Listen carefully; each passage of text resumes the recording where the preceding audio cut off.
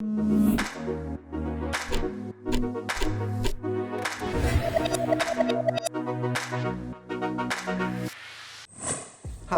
I'm Joe. On this edition of Friday 5, we'll be talking about the 5 things that are slowing down your website and how we can fix them.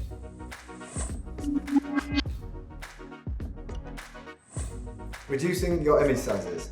It's not a case of one size fits all. You can serve up different images for mobile, for tablet, and for desktop. And this allows you to get smaller images for quicker load speeds on mobile, but bigger, higher quality images on desktop to really show off your website.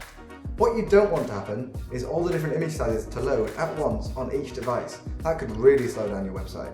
To solve this, you could use the picture HTML tag. This allows different devices to show their specific images and is supported by all modern browsers. Minify and combine your files.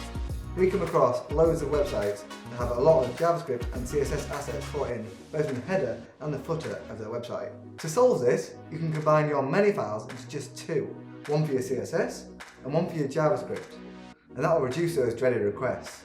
Alongside this, you can minify both those files, and that will reduce the file size that you're loading in.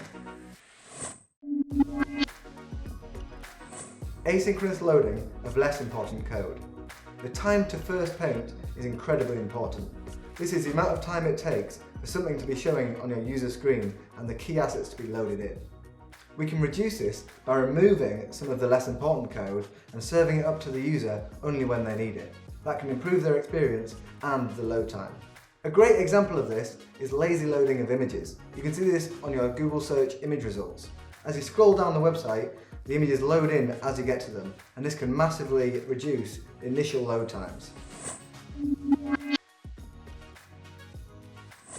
Beware of WordPress plugins. There are many plugins available to use on your WordPress website at just the click of a button. However, this can also be a bad thing. Make sure you turn off any unused or old plugins and check the reviews and ratings of any new ones you want to use. Choosing the right server for the job. If you're running a larger website and you're using cloud hosting, that can be an issue. Cloud hosting has many different websites on a single box, and if one of those websites has a big spike in traffic or runs into security issues, then all the other websites on that box can be affected.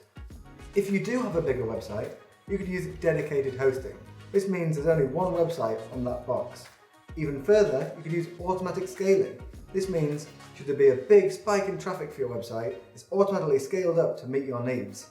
And if there's less traffic, it scales down and reduces your costs. That's all from me. If you want to read more about improving your page speed, you can download our free guide. Thanks for watching.